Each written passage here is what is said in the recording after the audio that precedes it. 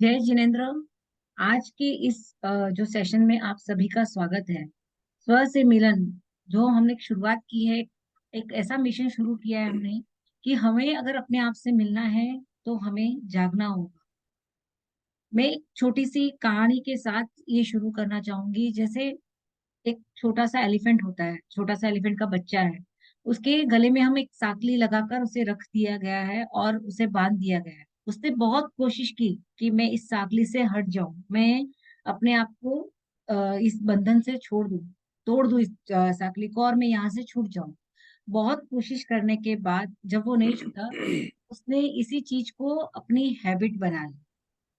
जैसे जैसे वो बड़ा होते गया और जब उसे उसी साकली से बांधा गया, लेकिन अब उसकी मेंटेलिटी ऐसी हो गई है कि ये साकली में नहीं तोड़ सकता। हम जानते हैं कि एक हाथी भी अपने आप में इतना शक्तिशाली होता है, वो ये साकली चाहे तो 1 सेकंड में तोड़ सकता है।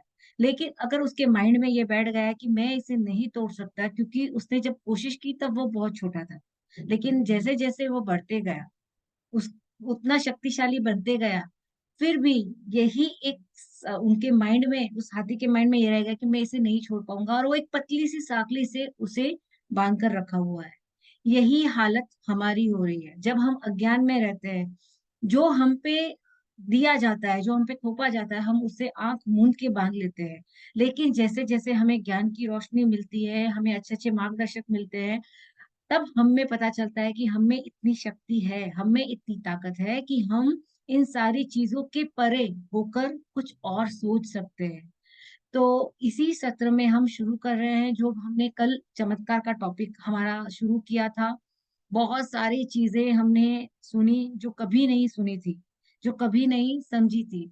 मैंने कहा ना, क्योंकि जो हमने इतने सालों से जो हम पे थोपा गया कि ये चीज ऐसी होती है, ये ऐसा ही होता है, और हम इसे मानते गए।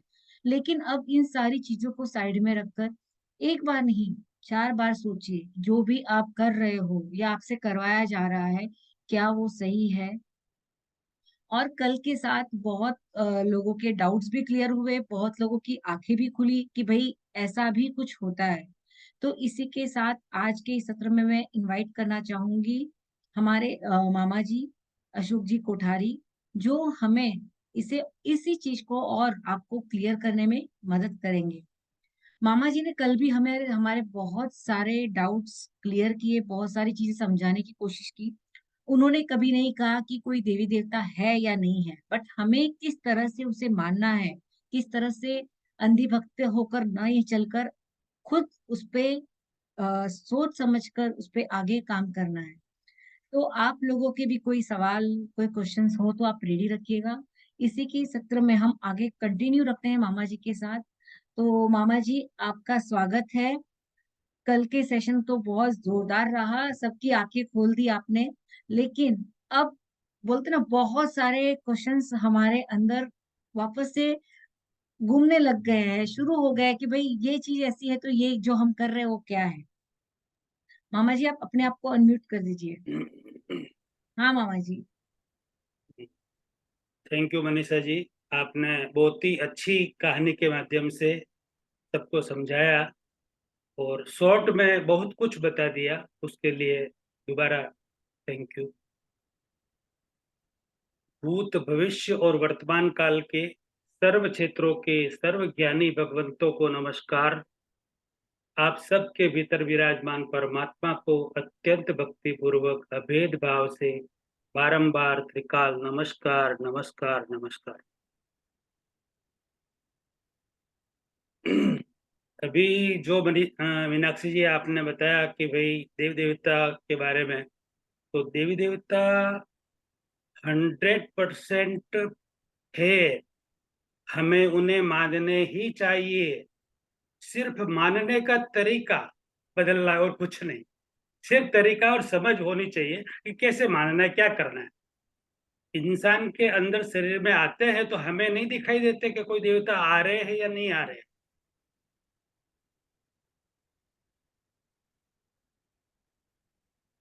तो देव नहीं आते हैं या आते हैं वो हमें बिल्कुल दिखाई नहीं देते हैं। इसका मतलब ये नहीं कि हम देवी देवता को न माने। देवी देवता बहुत ही शक्तिशाली होते हैं, बहुत ही कृपालु और प्यार प्रेम वाले होते हैं, वो गुस्से वाले नहीं होते हैं। देवी देवता तो बहुत शांत होते हैं, बहुत शांत होते हैं। अब जिसके शरीर में आते हैं वो गुस्सा भी करते हैं, कुछ भी करते हैं, डांट फटकार भी करते हैं, इधर उधर लौटते वगैरह। ये सब देवी देवता का काम नहीं है। लौटना, इधर उधर घूमना। यदि जो कल मैंने बात बताई थी, करोड़ों करोड़ों में से किसी एकाध व्यक्ति में कोई देवी या देवता आते हैं, तो वो बिल्कुल शांत, जैसे वो नॉर्मल में रहते हैं ना, उससे भी 100 गुना और शांत और नॉर्मल वे में बात करते हैं। पता ही नहीं चलता कि उनके अंदर देव आए हैं। इतना क्लीन होता है मतलब। तो अपने को 100% सब जो जहां पर स्थापित है देवी देवता, उनको 100% मानना ही है, उनको प्रणाम करना ही है, उनके सबके आशीर्वाद हमें चाहिए, चाहिए ही चाहिए। बाकी ऊपर के लोग जो हमें डरा धमका कर जो बातें करते हैं, उससे थोड़ा हमको बच के रहना है। और जो आज की तारीख में लोग फंस चुके हैं, वो भी इससे छूटने की कोशिश करें, और न्यू जनरेशन उसमें फंसे नहीं। उसके लिए कल का भी सेशन था और आज के भी सेशन में थोड़ी देर के लिए मैं कुछ और बातें बताना चाहता हूं, उसके बाद अपन प्रश्न उत्तर लेते हैं।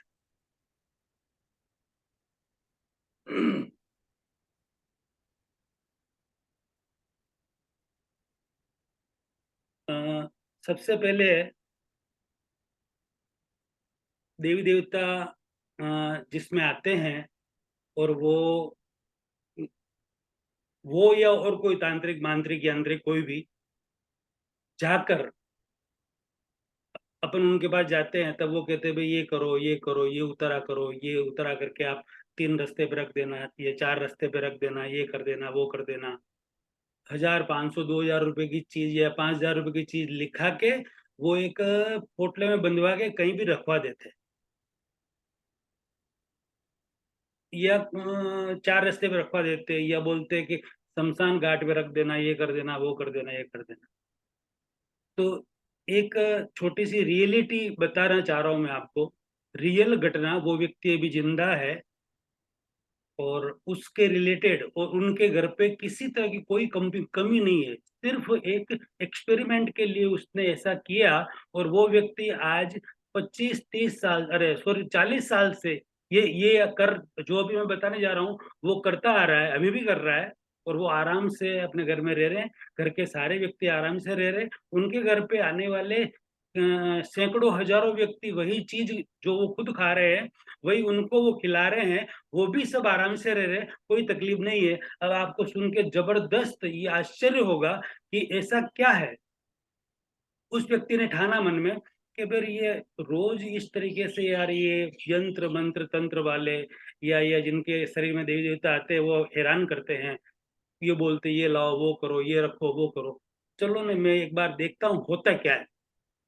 तो 4 रास्ते पर गया वो व्यक्ति, फर्स्ट पहली बार, और बहुत ही बोल्ड था, हर तरह से, हर बात से। उसके दिल में शंका कुशंका नहीं थी, वो खुद आत्मज्ञानी था, मतलब आत्मज्ञान लिया हुआ था, बहुत एक्सपर्ट व्यक्ति था, और सुखी संपन्न परिवार का था। उसने लाखों करोड़ों लोगों को एक प्रेरणा मिले, उसके लिए उसने सब ये सब किया। तो वो 4 रास्ते पर से जो 2-4 पोटलियां रखी हुई थी, लाल कपड़े में या काले कपड़े में बांधी हुई, वो सब 2-5 पोटलियां एक थैली में डाल के अपने घर पे लेके आया। उन एक एक पोटली को खोला उसने, तो किसी में तो 10-15 तरह के फ्रूट है, 10-15 नींबू है, मिर्ची है, या नारियल वगैरह है, या इस तरह की ये कोयले वगैरह, या छोटी मोटी और भी बहुत सारी चीजें जो सब सारी घर में काम आती है, वैसी सारी चीजें उसके अंदर बांध के किसी के ऊपर उतार के रखी हुई थी। इस तरह के वो चारों पांचों पोटले खोले, उसने सब सॉर्टिंग किया सारी चीजों को, और सॉर्टिंग करके फिर उसका वेट किया, तो कम से कम 7-8 किलो तो फ्रूट थे।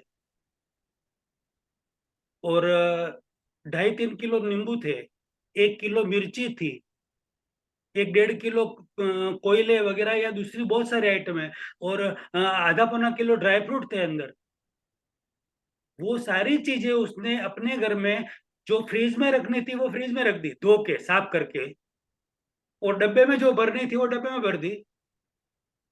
खाने पीने की जो भी चीजें हैं वो सारी भर के आराम से उन चीजों को खुद ने खाया, खुद के परिवार को खिलाया, उनके घर पे जो भी आ रहे उन सबको खिलाया। नारियल जो भी थे 2-5 उनको फोड़ा, फोड़ के उसकी चटनी वगैरह बनाई, मिर्ची वगैरह वो जो थी वो उपयोग किया, मिर्ची की वो पेस्ट बना के फ्रीज में रख दिया, सब्जी में वो डेली डाल रहे हैं और खा रहे हैं। ऐसा करते करते वो डेली का ये उसका रूटीन रूटीन हुआ। जब वो ऑफिस में जाते थे और वापिस आते थे तो उनके पीछे की डिक्की आधी इस ऐसे सामान से भरी हुई होती थी। जितने 4 रास्ते आते थे वो सारा सामान उठा के ले आते, और सबसे बड़ी बात, शमशान के अंदर रखी हुई चीजें भी उठा के घर पे लेके आते और आराम से उसको खाते पीते, और जो कपड़ा वपड़ा होता है उसको भी किसी गरीब को बेचारे को दे देते, साड़ियां वगैरह या पूरा ड्रेस वगैरह, तो वो भी पहनने को काम में आ जाता। ऐसा करते करते आज लगभग 35-40 साल उस व्यक्ति को हो गया है। उसको वो खुद हष्ट पुष्ट है, उसके परिवार वाले सारे हष्ट पुष्ट है। 30-35-40 साल में उनके यहाँ कितने व्यक्ति आए होंगे, कितने गए होंगे। यही सारी चीजें, जितनी जरूरत है उतनी ही चीजें बाहर से बाजार से लाना, बाकी तो ऑटोमेटिक फ्री में आ रही है रोज की चीजें घर पे। तो वो सारी चीजें आराम से सब खाते थे और आज भी खा रहे हैं, किसी को कोई तकलीफ नहीं। अब दूसरी एक बात पर आता हूँ कि एक चमत्कार की बात बताता हूँ। अभी मैं आपके सामने यदि वो चमत्कार दिखाऊं तो आपको लगेगा कि हाँ मामा जी तो चमत्कार जानते हैं, लेकिन मामा जी कोई चमत्कार नहीं जानते। आप नहीं जानते हैं वो ट्रिक, उसके पीछे का रीजन, इसलिए आपको वो चमत्कार लगता है। बाकी चमत्कार जैसी कोई चीज है ही नहीं। यदि एक चमत्कार कोई व्यक्ति कर सकता है तो दूसरा कर ही सकता है। और एक चमत्कार यदि रियल में कोई चमत्कार कर सकता है तो वैसा का वैसा चमत्कार दूसरा कर ले तो वो चमत्कार रही ना, नहीं रहा ना वो। वैसा क्या होता, मैंने भी कर लिया यार चमत्कार किया, उसने भी कर लिया, उसने भी कर लिया। एक व्यक्ति ने चमत्कार किया, वैसा दूसरा नहीं करे तो ही वो चमत्कार कहलाता है, बाकी चमत्कार है ही नहीं। ऐसे एक ही तरह के चमत्कार करोड़ों व्यक्ति पूरे भारत, पूरे वर्ल्ड में आज कर रहे हैं। तो उसके ऊपर एक छोटा सा चमत्कार की एक दो चीजें बात बताता हूँ मैं आपको। एक जो एक नॉर्मल पेपर होते हैं अपने घर पे, बच्चों के पढ़ने के पेपर वगैरह, उसमें से जो ड्राइंग कागज होते हैं थोड़े जाड़े होते हैं, ड्राइंग ड्राइंग ड्राइंग करने के लिए थोड़े मोटे कागज, मतलब थोड़ा 2 फीट का, 2 फीट चौड़ा, 2-3 फीट लंबा, ऐसा पेपर लेके उसको एक कढ़ाई का शेप दे दो, बना दो, कढ़ाई कढ़ाई जैसा बना दो उसको। कढ़ाई बना के उसके अंदर तेल डाल दो। पेपर की बात कर रहा हूं मैं। तेल आधा लीटर, 1 लीटर तेल डाल, 1 लीटर जितना तेल डाल दो उसके अंदर, और उस तेल को पूरे कागज में अच्छी तरह से सोख जाने दो, जितना वो सोखता है। हाँ, ध्यान रहे एक बूंद भी उस पेपर के बाहर कहीं ना निकले, मतलब नहीं निकले, मतलब लगे नहीं, सिर्फ अंदर ही डालना है, बाहर नहीं निकलेगी एक भी। पूरा ध्यान से डालना, अंदर ही डालना। और जब पूरा कागज अच्छी तरह से वो जितना सोखना उतना सोख जाए, 100-200 ग्राम, 800 ग्राम जितना बचा है उसके अंदर तेल, उस पेपर को, उस पेपर की कढ़ाई को उठा के आप गैस के ऊपर रख दो। क्या होगा, जलेगी ना, 100% जलेगी। अरे नहीं जलेगी। यही तो चमत्कार है। और एकदम फास्ट कर दो गैस को, फिर पकौड़ी पकौड़ी के लिए वो गोला बनाओ और उसमें पकौड़े निकालो। आराम से आप उसके अंदर पकौड़े 1-2 बार निकाल सकते हैं और खा सकते हैं। हुआ ना चमत्कार, करके देखना। दूसरा एक चमत्कार और बताता हूँ। एक सिक्का लो, सिक्का लेकर, अभी उसका नाम केमिकल का अभी नहीं बता पाऊंगा मैं पब्लिकली। एक केमिकल होता है, उस केमिकल को उसके उस सिक्के ऊपर लगाओ तो एकदम ठंडा लगेगा वो सिक्का, और किसी के हाथ में दे दो तो उसको बोलो तेरे को क्या लग रहा है कि बिल्कुल ठंडा है, कि ठीक है तुम 10 फीट दूर खड़े रहो। वो दूर खड़ा रहा, 10 फीट दूर एक माचिस में वो व्यक्ति, सिक्का 10 फीट दूर है, दूसरा व्यक्ति माचिस के अंदर माचिस जला रहा है और खाली ऐसे कर रहा है 10 फीट दूर से। तो थोड़ी देर के अंदर वो सिक्का गर्म हो रहा है। और दूसरी तिल्ली जलाई, थोड़ा और गर्म हुआ, तीसरी जलाई, थोड़ा और गर्म हुआ, चौथी जलाई, दूर ही है तिल्ली, सिक्का भी दूर है, 10 फीट दूर है। और एक 4-5 बार में इतना गर्म हो गया, देखो क्या मैं चमत्कार दिखाता हूँ, इतना गर्म हो गया, इतना गर्म हो गया कि उसको सिक्का छोड़ना पड़ा। क्या हुआ ना चमत्कार? कि हाँ हुआ भाई, हुआ। अब चमत्कार क्या हुआ, उस तिल्ली से, माचिस की तिल्ली से उधर गर्मी नहीं गई। उस केमिकल का स्वभाव था पहले ठंडा, और थोड़ी देर में वो ऑटोमेटिक गर्म हो जाता है। इस तरह की अपने को जो नहीं पता है वो चमत्कार लगता है। बाकी चमत्कार जैसी कोई चीज है ही नहीं। हाँ, चमत्कार देवी देवता कर सकते हैं, नो डाउट, 100% करते हैं, और वो चाहे जो कर सकते हैं देवी देवता तो, लेकिन उनके ऊपर कोई डाउट नहीं है। नॉर्मली वे में कोई चमत्कार होता है और कोई अपने सर पर न ले, अपने खुद के, जैसे कोई प्रतिष्ठा हुई, कुछ भी हुआ, ये हुआ वो हुआ, कुछ भी हुआ, या कोई छोटा मोटा प्रोग्राम हुआ जिसमें 1000, 2000, 500 आदमी है, और वहां पर कोई चमत्कार हो रहा है, और जो मेन व्यक्ति है वो यदि खुद पर न ले, और के भाई मेरे को पता नहीं है क्या हो रहा है, तो वो अपन 99% देवी देवताओं ने किया ऐसा मान सकते हैं। यदि खुद पर ले ले, खुद, हाँ ये मैंने किया है, तो वो सिर्फ अपने मान और ख्याति के लिए वो बता रहे हैं। बाकी वो चमत्कार नहीं कर रहे हैं, किसी देवी देवता को उन्होंने वश में किया हुआ है, इसलिए वो हो रहा है। बाकी हो नहीं सकता, चमत्कार नहीं हो सकता है। अब देवी देवता मनुष्य लोक में बहुत कम आते हैं, आते ही नहीं है। यानी कि मृत्यु लोक में, अपना जो मृत्यु लोक कहलाता है, इसमें बहुत कम आते हैं। और नहीं आने का सबसे बड़ा एक कारण है कि इन उन देवी देवताओं को मृत्यु लोक की, मनुष्य लोक की दुर्गंध आती है, बदबू आती है। बहुत मुश्किल से वो यहाँ पर आते हैं, और आते और 2, 5, 10 मिनट रहते हैं तो बहुत मुश्किल से रहते हैं, और उनको नाक दबा कर रहना पड़ता है, इतनी दुर्गंध आती उनको सहन। जैसे अपन एक लिमिट तक कुछ सहन कर सकते हैं, हम भी कोई ज्यादा कोई दुर्गंध हो तो सहन नहीं कर सकते हैं, उससे भी तीव्र दुर्गंध उनको आती है। तो वो सहन नहीं करने के कारण देवी देवता हमारे मृत्यु लोक में बहुत ही कम आते हैं, नहीं के बराबर आते आते हैं। घंटा, 2 घंटा, 5 घंटा भी रुकते हैं। कब, कैसे, वो अलग बात है, वो भी आएगी, वो बताता हूँ मैं कैसे आते हैं और कैसे क्या होता है। मतलब दूसरा ये जो मैंने कल बात बताई थी आपको, मंत्र की, और यंत्र मंत्र और तंत्र की जो बात बताई थी, उसमें 3 तामसिक और 3 सात्विक शक्तियां होती है। तो सात्विक तो ठीक है कि भी कोई किसी का भला कर रहा है या कुछ भी कर रहा है, ठीक है, वो अपना मान सम्मान बढ़ा रहा है, अपनी ख्याति बढ़ा रहा है, लेकिन वो किसी का भला कर रहा है, खुद का बुरा करके वो किसी का भला कर रहा है। ख्याति बढ़ा के, मान सम्मान बढ़ा के, उस देवी देवता को बलात्, भले बलात् रख के, हिंसा करके खुद का वो बुरा कर रहे हैं, लेकिन वो किसी का भला कर रहे हैं। उस लेवल तक वो बात, एक बात लगभग एक्सेप्टेबल है कि भी ऐसा हो तब तक तो ठीक है, और ऐसा भी लगभग नहीं होना चाहिए। साधु के लिए तो वो जायज नहीं है। नॉर्मल व्यक्ति कोई करे तो अलग बात है, बाकी साधु के लिए वो चीज जायज नहीं है।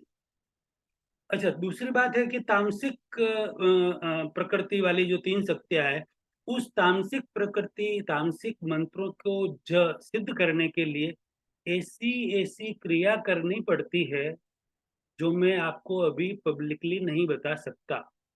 यानी कि इतनी गंदी क्रिया, दुनिया में समझ लो कि जितनी गंदी क्रियाएं होती है सारी, मैक्सिमम, और हिंसा भी, बलि भी चढ़ानी पड़ती है, तब जाके वो इस तरह के देवी देवता अमुक प्रकट होते, बाकी नहीं होते हैं। और उनको आशीर्वाद देते हैं, उनका क्या करते हैं। इसीलिए तो उनको डेली रात को उनको, उनकी पूजा पाती करना, उनको कुछ देना, ऐसे नहीं बोल सकता मैं, इतना इतना उन सबके लिए डेली उनको खिलाना पिलाना पड़ता है, तब जाके वो खुश रहते हैं और दिन में उनका कहा हुआ काम वो करते हैं, बाकी काम नहीं कर सकते। यानी कि जो गलत 3 शक्तियां है, वशीकरण, उच्चाटन और मारण वाली शक्तियां, उसके अंदर जो काम होते हैं वो अनैतिक काम होते हैं, मनुष्य के लिए तो लायक नहीं है। मनुष्य ऐसे काम नहीं कर सकता है। यदि मनुष्य ऐसे काम करता है, और अभी जो करते होंगे, सात्विक जो है वो, या तामसिक मनुष्य या साधु साध्वी जो भी कोई करते हो, तो मैं उन सबसे रिक्वेस्ट करता हूं कि आप प्लीज इन सब झंझटबाजियों से मुक्त हो जाएं, एक्सेप्ट कर ले अब खुद कि हाँ ये हकीकत है और ये भूल हो रही है, यहाँ पर हिंसा है और मान और ख्याति के कारण ये हो रहा है, और कसाय बढ़ रहे हैं। कसाय बढ़ना यानी कि अधोगति में जाना। तो ऐसे जो भी कर रहे हैं वो रिटर्न हो जाए, और रिटर्न होने के बाद वो खुद अब एक्सेप्ट करे कि हाँ हमने गलत किया है, वो खुद अपने आप में एक्सेप्ट करे, पब्लिक नहीं नहीं करेंगे तो चलेगा, और फिर उसका आलोचना, प्रतिकरण और पश्चाताप ले ले, आराम से ले ले।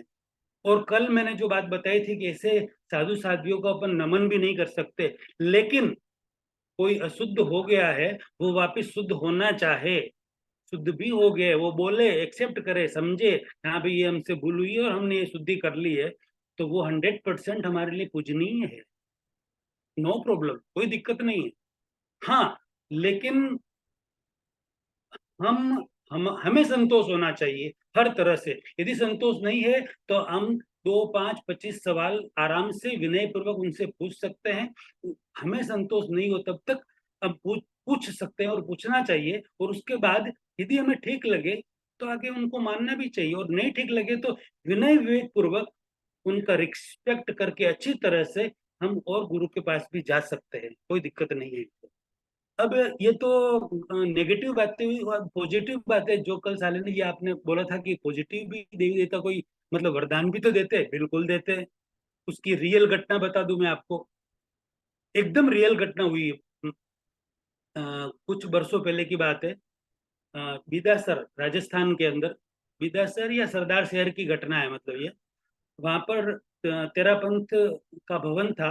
वहां पर भवन में काफी लोग बैठे हुए थे और सामयिक मुद्रा में बैठे हुए थे, सामयिक लेकर बैठे हुए थे। तो कोई एक व्यक्ति ने 2 या 3 सामयिक साथ में ले लेते हैं ना, 2, 2, 3, 3 सामयिक। तो वो भाई ने 2 या 3 सामयिक साथ में ले ली। 2 घंटे में प्रोग्राम पूरा हो गया, तीसरी सामयिक उनकी नहीं आई, बाकी के सब वहां से लोग चले गए। वो अकेले एक भाई बैठे थे, 60 65 साल के, जिनकी तीसरी सामयिक आनी बाकी थी, और ऊपर पंखा चल रहा था। वो अकेले बैठे हुए थे, कोई नहीं था पास में। तो जब सामयिक आएगी तब उसको पार के उठाएंगे, तब तक वो बैठे थे। तो इतनी देर में एक कोई चिड़िया आई, उड़ती उड़ती उस पंखे पर टकरा गई, और टकरा कर जहां पर वो बैठे थे भाई, उनके सामने गिर गई, टकरा के। यानी कि नीचे गिरी, लहूलुहान हो गई वो चिड़िया, लहू उनके कपड़े पर भी गिरा, सामने वो अध हुई, तड़फ रही है, यानी कि उसके प्राण निकले वैसी स्थिति में है। तो उनको लगा कि यार ये पंचेंद्र जीव है, मैं इसको नवकार मंत्र सुनाऊं, ये शायद प्राण निकलने वाले हैं, तो नवकार मंत्र सुनाऊं तो इस जीव की अच्छी गति हो जाएगी।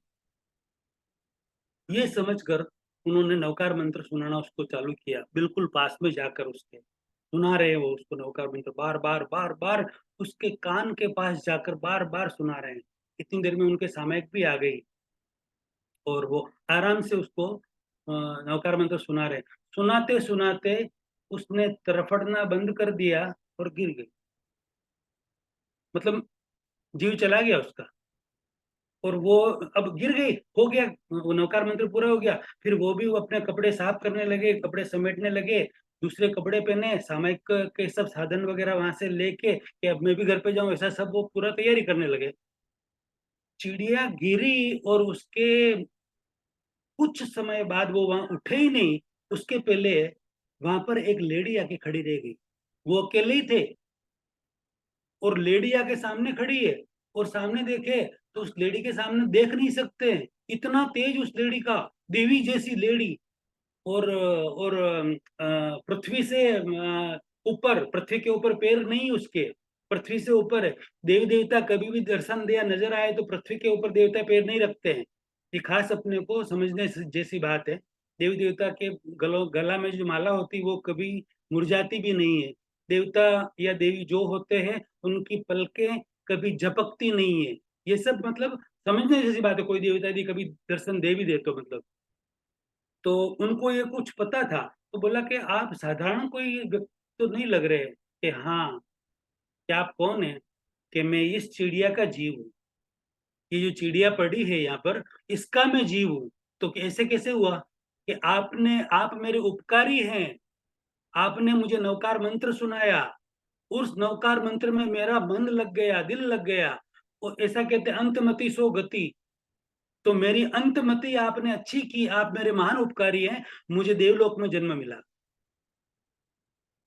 इसलिए मैं आपका, फिर मैंने जन्म लेके तुरंत देखा कि मेरे ऐसे कौन उपकारी है, तो आप दिखे तो तुरंत मैं आपका उपकार चुकाने के लिए आई हूँ। आप मुझसे मांगो, क्या चाहिए आपको? शालिनी जी वरदान देने के लिए आ गए हो, क्या चाहिए आप मांगो। ऐसी स्थितियां सैकड़ों बनती है दुनिया में। आते देवता दर्शन देते, देवी भी देती देवता भी देते। तो उन्होंने बोला कि मुझे कुछ नहीं चाहिए, आपने दर्शन दे दिया, बहुत बड़ी बात है। और बस आप तो दर्शन दो, हमें आशीर्वाद दो, और आप अपने यथा योग्य स्थान पर पधारो। कि नहीं, और वो इतनी देवी वो दृढ़ लेके निश्चय लेके आई थी कि नहीं, मुझे उस व्यक्ति को कुछ न कुछ दे के ही आना है, मन में उसके था। तो फिर बार बार कहने पर फिर उन्होंने कहा भाई ने कि आप ऐसा करो, वो शायद भाई अभी भी है, क्योंकि काफी टाइम से उनका समाचार मैंने नहीं लिया, लेकिन अभी है या नहीं है पता नहीं। लेकिन अभी थोड़े टाइम पहले, मतलब थोड़े वर्षों पहले की घटना है, कि ठीक है, आप यदि मेरे पर खुश हो तो आप एक काम कीजिए कि मुझे यहाँ से आप पंच महाविद्य क्षेत्र में भगवान सिमंदर स्वामी के दर्शन करवा दीजिए। कि ऐसे कि हाँ, बस मुझे तो ये करना है। तो उनके सूक्ष्म शरीर को निकाला, सूक्ष्म शरीर को निकाल के वो वहां से देवी रवाना हुई। और रवाना होके कुछ समय में महाविद्य क्षेत्र पहुंच गई। महाविद्य क्षेत्र में भगवान सिमंदर स्वामी के सामने उनको बिठाया, बोला कि दर्शन कर लो, ये लो भगवान के सामने में बिठा दिया, दर्शन करो। तो वहां पर क्या है कि मतलब यहाँ के व्यक्ति 5 या 6 फुट, 6.5 फुट के होते हैं, और वहां पर होते हैं 3,000 फुट के।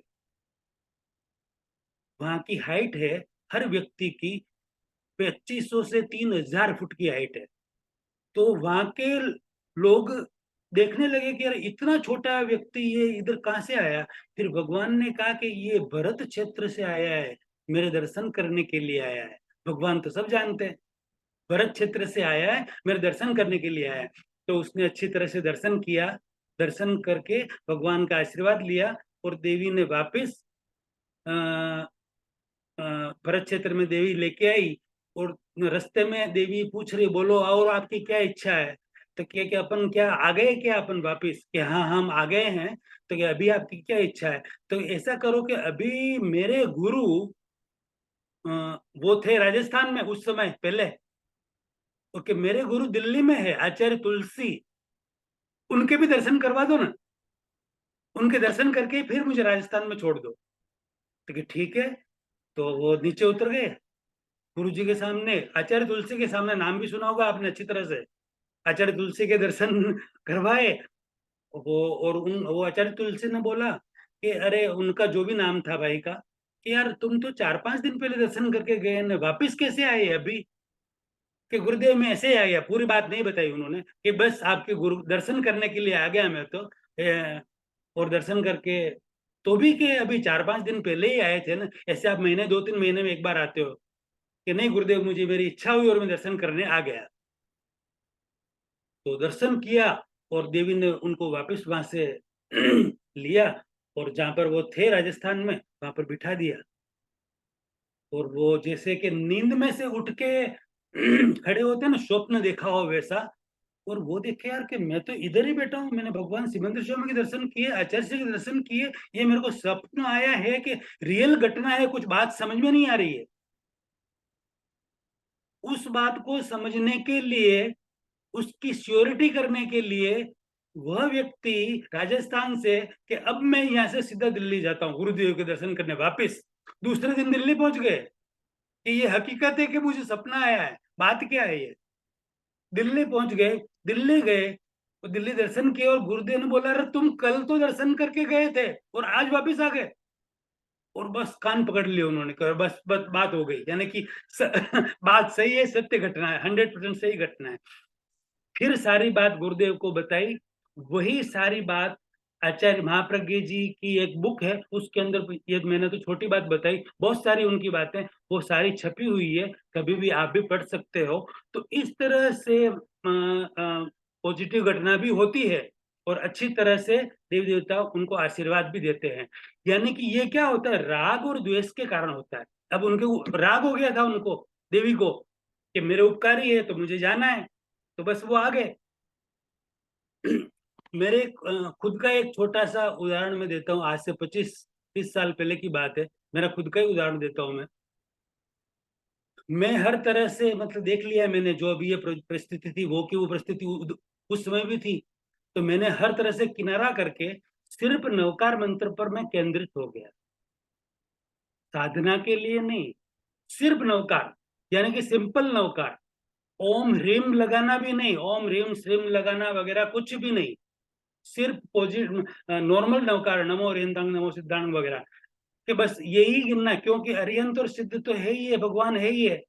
तो अब मुझे तो मोक्ष में जाना है, तो बाहर मुझे जो ये रास्ते मिल रहे वो ठीक नहीं लग रहे, तब मैं करूँ क्या, इतना मैं वो हो गया था, फ्रस्ट्रेट हो गया। तो फिर बाहर के सब रास्ते छोड़ के मैं नवकार मंत्र पर केंद्रित हो गया, और ऐसा केंद्रित हुआ कि 2 4 6 महीने 12 महीने तक मुझे नींद कब आ रही है, सो कब रहा हूँ, क्या खा रहा हूँ, क्या पी रहा हूँ, काम सब चल रहा है, लेकिन नवकार मंत्र 24 घंटा मेरे अंदर थे, चालू का चालू चालू, और इतना दिल से, जैसे कि भगवान सामने बैठे और मैं दर्शन कर रहा हूँ, नमो अरिहंताणं नमो सिद्धांग सिद्ध भगवान का दर्शन कर रहा हूँ, इस तरीके से पूरे भावपूर्वक अच्छी तरह से वो कर रहा था मैं बार बार। ऐसा करते करते साल भर बीत गया। 1 साल भर बीतने के बाद मैं मतलब उससे आगे का रास्ता मेरे पास नहीं था, इसलिए मैं उस पर केंद्रित हो गया, मतलब, और कोई भावना नहीं थी मन में, यही भाव थे कि मैं आत्म मार्ग में आगे बढ़ूं, सिर्फ आत्म मार्ग में आगे बढ़ूं।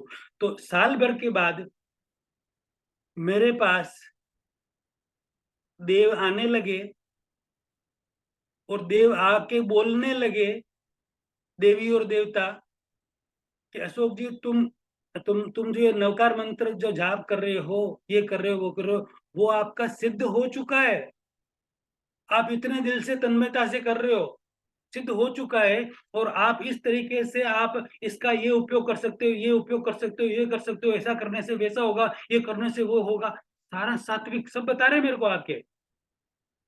तो मैंने देखा कि भाई ऐसे करते करते महीना 2 महीना बीत गया, और दिल्ली आ रहे, दिल्ली बता रहे, अलग अलग तरीके के प्रयोग बता रहे हैं, ये करो ऐसा होगा वैसा करा। फिर मैंने एक बार ट्राई भी की, सात्विक एक प्रयोग के लिए ट्राई भी की, कोशिश की कि ये होता कि नहीं होता, वो प्रयोग किया, और मैंने सोचा कि ये काम मेरा होना चाहिए, और 1 घंटे में काम हो गया।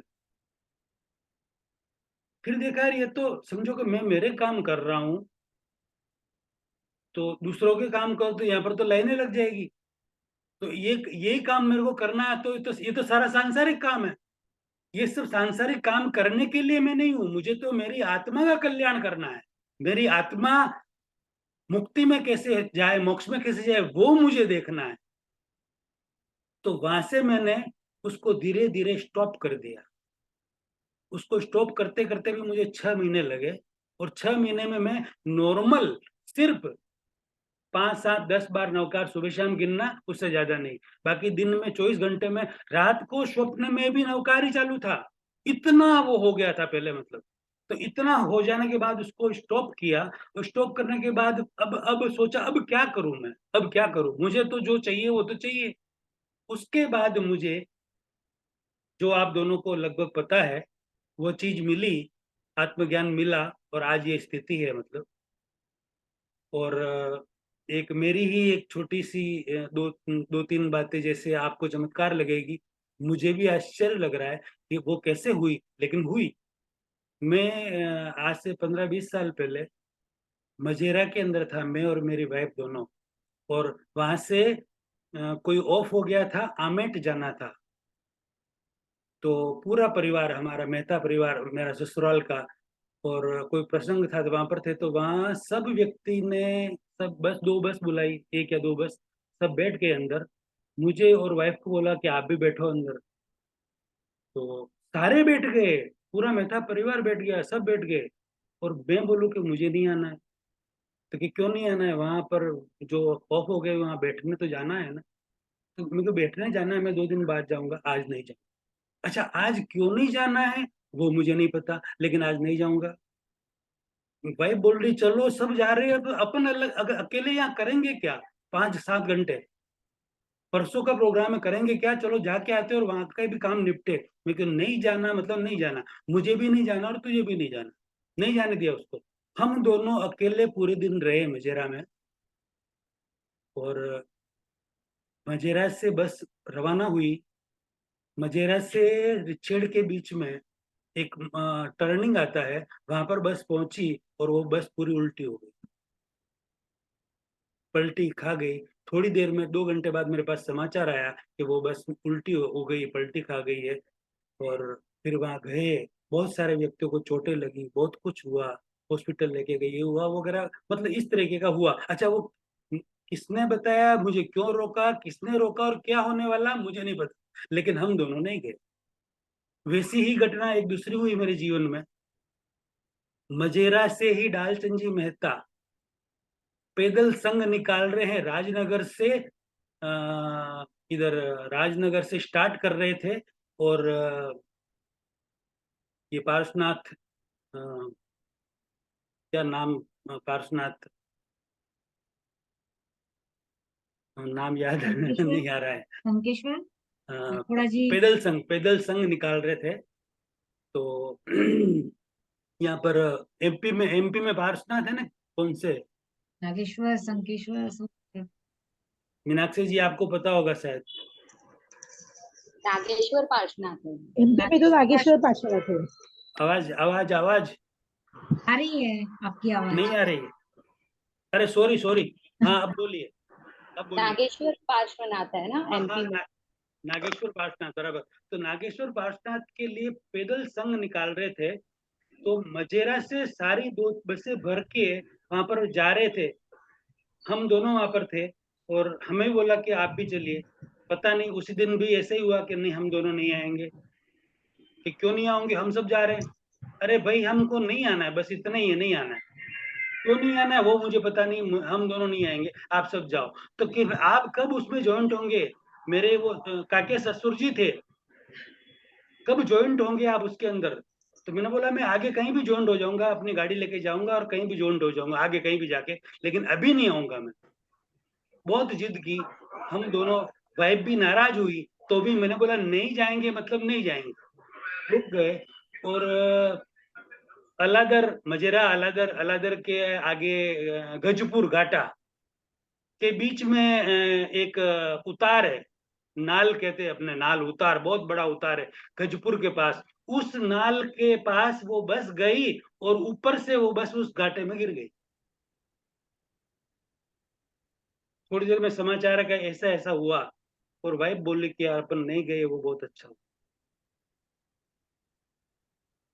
फिर वहां गए, वहां से सब व्यक्तियों को, जिनको किसी का हाथ टूटा ना, किसी का पैर टूटा ना, किसी का क्या हुआ ना, राजनगर हॉस्पिटल में गए न, किसी को केलवाड़ा ले गए न, किसी को मजेरा लाए न, किसी को पिछेड़ ले गए। मतलब इस तरीके से वो सब यहाँ की घटना है। मुलुंड की तीसरी घर की, पोती छोटी थी, 2 साल की थी, अभी 8 साल की हो गई, 6 साल पहले की घटना है। जिस घर में हम रह रहे थे, तो मैं, वाइफ और पोती हॉल में थे बाहर। तो पोती को कोई पास वाली एक लड़की आई, लेके गई खिलाने के लिए, ऐसे ही खाली। 2 मिनट पहले की बात है, खाली लेके गई और मैं खड़ा हूँ हॉल में, वाइफ खड़ी है। तो मैं बोल रहा हूँ वाइफ को कि तू एक काम कर, तू किचन में जा। तो दिन के 2 बजे है। वो बोला कि क्या, क्यों जाऊं मैं किचन में? कि पता नहीं, मेरे को यूं लग रहा है तू किचन में जा बस। दूसरी बार बोला कि नहीं नहीं जाऊंगा। कि काम तो बोलो, आप क्या करना मुझे किचन में जाके? तीसरी बार चिल्लाया कि तू किचन में जा जल्दी। पता नहीं मैं क्यों बोल रहा हूँ उसको, मुझे नहीं पता। किचन में जा जल्दी। और वो किचन में गई और मैं उस हॉल को छोड़ के गैलरी में पैर रखा, सिर्फ गैलरी में पैर रखा। और इतनी देर में वो सीलिंग जो थी, पीओपी की सीलिंग, पीओपी की पूरी, एक आधा इंच की सीलिंग होती है, पीओपी की पूरी सीलिंग और ऊपर का जो वो उसका प्लास्टर था, वो सारा का सारा पूरा हॉल का नीचे गिर गया। सिर्फ 2 मिनट में वो लड़की बाहर गई थी। 1 मिनट पहले वाइफ उसमें गई और 1 या 2 सेकंड पहले मैं खाली बाहर निकला, वहां से गैलरी में गया और वो नीचे गिरी। और इधर देखा तो ये गिरी क्यों? अच्छा, वो क्यों हुआ, कैसे हुआ, कोई पता नहीं, मगर होता है, ऐसा भी होता है। अब किसने आके कहा कि तुम यहाँ से हटो या वो करो, मुझे नहीं पता। मेरे को कोई देवता नहीं आए या कुछ नहीं हुआ, लेकिन ऐसा भी होता है। ठीक है, ऐसा तो देखो कभी कभार हो जाता है। बहुत सारी ऐसी घटना भी हो जाती है जिसमें अपने को आश्चर्य लगता है, लेकिन हमें अच्छी तरह से सोच समझकर अपने काम करने की जरूरत है। मामा अब जी। हाँ, मामा बोलिए। जी, हाँ मतलब मैं ये बोलना चाहती हूँ कि मतलब अ, भले देवी देवता आए नहीं आए, लेकिन कोई एक शक्ति तो है ही है हमारे साथ, जो हर पल हमको गाइड कर रही है। वो पता नहीं वो देवी देवता है कि क्या है, पता नहीं, लेकिन जैसे आपके भी एक्सपीरियंस सुने तो मुझे ऐसा लग रहा है कोई अदृश्य शक्ति हम में भी है, हमारा इंट्यूशन बोलो, जो हमको गाइड करती है। होते होते अ, अपने 5 इंद्रियां है, किसी किसी की छठी इंद्रिय काम करती है, तो वो खुद गाइड करती है। या उनके कोई घर के देवी देवता भी उनको समझा सकते हैं, बता सकते हैं, हिंट दे सकते हैं, ऐसा भी होता है। और जो व्यक्ति ज्यादा आध्यात्मिक होते हैं, धार्मिक होते हैं, ऐसे, तो उनको ये चीजें थोड़ी ज्यादा फीलिंग होती है, समझ में आ जाती है, जल्दी समझ में आ जाती है।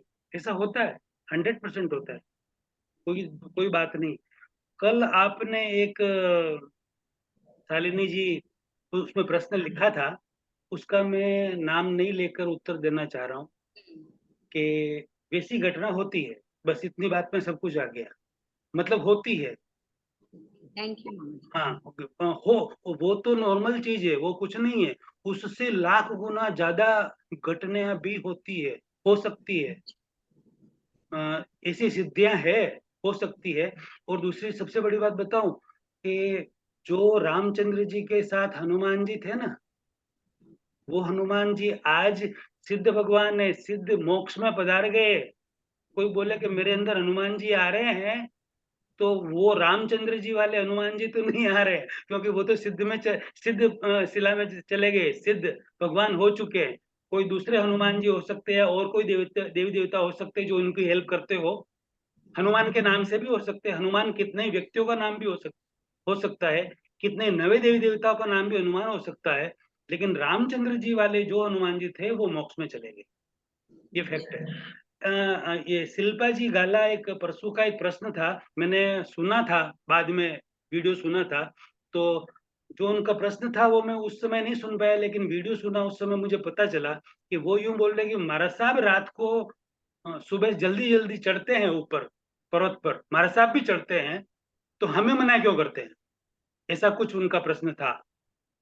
तो मैं शिल्पा जी को ये बोलना चाहता हूँ कि इस तरीके से कोई भी महाराज साहब या आचार्य हमें कहे कि आप जल्दी मत चढ़ो, मत करो, तो हम उनको विनय और विवेक पूर्वक आराम से कह सकते हैं, गुरुदेव या साध्वी जी, आप खुद भी चल रहे हैं, चढ़ रहे हैं, तो उसके पीछे का रीजन भी हमको बता दीजिए। आपके चढ़ने से भी तो हिंसा तो होगी, जीव तो होगी ना हिंसा, तो आप भी तो प्रतिक्रमण करेंगे ना। वैसा रास्ता हमको भी बता दीजिए, हम भी कर लेंगे। उनका जवाब ये होगा कि हमने दीक्षा ली है, यही जवाब होगा। अभी देता हूं मैं जवाब उनका। हमने दीक्षा ली है और हमने आजीवन हिंसा का त्याग किया है, इसलिए हमको हिंसा नहीं लगती है, ऐसा वो बोलेंगे।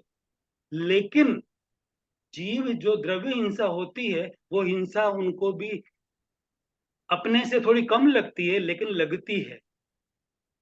तो उसका रात को वो प्रतिक्रमण करते हैं ना डेली, रोज प्रतिक्रमण करते हैं, सुबह शाम डेली। तो प्रतिक्रमण करते उस समय उसकी आलोचना कर लेते होंगे। इसलिए हम भी, हमारे दिल में सुबह उठकर ये भाव हो कि मुझे किसी भी जीव की हिंसा नहीं करनी, ऐसा 5 बार हम बोल देवे, तो हमारे भी भाव हो गए, हमने भी दीक्षा ले ली। वैसा ही सिस्टम है ये। और यदि हमसे कोई गलती भूल चुकी है, हिंसा हो रही है, तो हम भी प्रतिक्रमण कर सकते हैं, नो प्रॉब्लम। बाकी हम बिना डरे, बिना संकोच, किसी से भी शांति से प्यार पूर्वक बात कर सकते हैं, आराम से कर सकते हैं, कोई दिक्कत वाली बात नहीं है।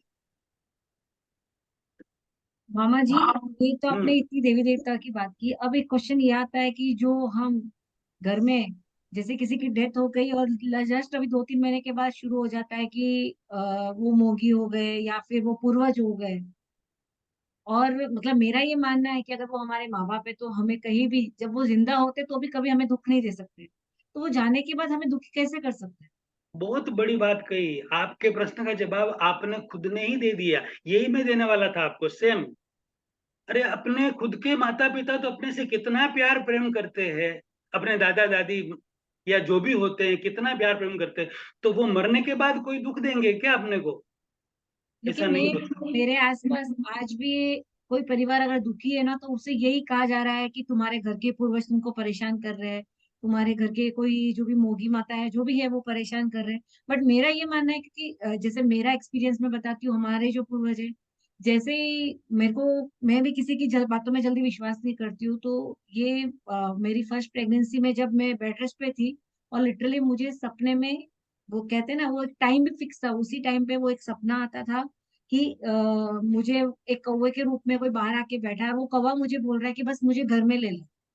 तब मैं वो चीज समझ नहीं पा रही थी कि मेरे साथ ऐसा क्यों हो रहा है, और टाइम भी फिक्स था कि मॉर्निंग के 9:30-10 बजे जैसे ही नाश्ता होता था उसके बाद चक्कर आना चालू होता था। सेम प्रोसेस ऐसा हफ्तों महीनों चला। फिर घर के जो भी हमारे पापा जी, उन्होंने बाहर सब ये किया, पता चला कि भाई आपके जो भी घर में बेटे हैं शायद वो पूर्वज हुए। लेकिन ये मतलब नहीं मानू तो अलग बात है, लेकिन जब जैसे ही उन्हें हमने मानना शुरू किया और उनके मुंह लेकर आए, उस दिन से लेके आज तक मुझे ऐसा लगता है कि वो हमारा प्रोटेक्शन कवर बन के बैठे हैं। मतलब आज तक कभी उन्होंने, लोग बोलते हैं कि आपने ये नहीं नारियल बता तो ये प्रॉब्लम हो जाएगी, ये नहीं किया तो हो जाएगा, आज दिन तक मुझे लगता है जैसे आपके साथ हो रहा है ना, कि कोई प्रॉब्लम आ रही है और आपको कोई रोक लेता है, मुझे ऐसा लगता है कि वो हमारे रक्षक बनकर कहीं ना कहीं हमारे साथ जुड़े हुए हैं। तो मतलब ऐसे क्यों बोलते हैं कि भाई तुम्हारे घर के जो भी देवी देवता है वो तुम्हें परेशान कर रहे हैं, घर के पूर्वज तुम्हें परेशान कर रहे हैं? वो खाली अच्छा क्या बोलेंगे, कोई पूछने जाएंगे किसी को भी, तो करके कुछ ना कुछ तो उनको बोलना ही पड़ेगा। देवी देवता परेशान कर रहे तुम्हारे, या भैरव जी का तुम्हें है, तुम्हें गोल्ड पहननी पड़ेगी, तुमको वो करना पड़ेगा, या फलाना माता जी कुलदेवी का तुम्हारा ये है, या कोई कुछ लग गया है। जिसके शरीर में देवी देवता आते हैं, उनको कुछ ना कुछ ऐसे 4 5 7 यही बहाने हैं, वो करने तो पड़ेंगे ना, कुछ मामा बताएंगे। जी, आप जो गोल की बात कर रहे हो, तो कई कई गांवों में तो 2 साल 5 साल के बच्चों को गोल पहनाई जा रही है, यानी मतलब जैसे मैंने किसी के मुंह से सुना कि ये इनडायरेक्टली अपनी प्रजा बढ़ाने का तरीका हो गया, वो बच्चा जानता भी नहीं कि मेरे साथ क्या हो रहा है, और उसको उस रूल में बांध दिया कि अब गोल पहन लिया है, अब तू बोपा बन गया है, जो तुझे वहां से मिलेगा वो तुझे करना है। मतलब कहीं ना कहीं क्वेश्चन मार्क आ जाता है कि क्या ये सही है? नहीं है। मुझे खुद को, मेरा खुद का एक्सपीरियंस, 7 के अंदर भैरव जी का मंदिर, जो मंदिर हम 40 साल से मान रहे हैं, और हर साल हमारे घर से ध्वजा चढ़ाई जाती है वहां पर, हमने ही बनवाया है वहां पर।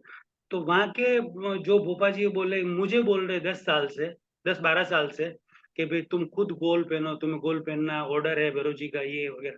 जब हम खाली साल में एक बार दर्शन करने जाते, वो ध्वजा चढ़ाते, तब तो उस समय वो खाली मिलते हैं, तो बस उस समय उनको जो वो बोलते हैं सुन के, नमस्कार करके तुरंत, कोई जवाब भी नहीं, बात भी नहीं करना उनसे। आगे कुछ भी बोलना ही नहीं। कहीं ना कहीं ये गोल का सिस्टम पीढ़ी से पीढ़ी जाता है, अगर आपने नहीं लिए तो आपके बेटे तक, आपके पोते पोती तक नहीं जाएगा आगे। तो मतलब ये शुरुआत ऐसे, ये जबरदस्ती वाला काम नहीं होना चाहिए। अगर तेरे घर में प्रॉब्लम है तो तुझे गोल पहनना ही पहनना है। नहीं, ऐसा नहीं, ऐसा नहीं है। सब मैंने खुद नहीं पहनी, मैं आराम से हूँ, 10-12 साल हो गए, मुझे कोई दिक्कत नहीं है, किसी तरह की कोई दिक्कत नहीं है। और उन्हीं बेरोजी को हम मान रहे हैं, कोई दिक्कत नहीं है, ऐसे कहीं फंसने की जरूरत नहीं है, कुछ भी नहीं है। नहीं नहीं, एक क्वेश्चन मार्क, जैसे मैंने कहा कि हम उस पूर्वज को जब से हमने बिठाया तब तक हम, उन्होंने हमें कभी कोई परेशानी या कुछ दिक्कत नहीं दी। लेकिन हम कहते हैं कि जब उस जीव ने अपना जीव छोड़ा है तो उनका तो दूसरा जन्म हो चुका, तो जो वो है वो क्या है हमारे साथ?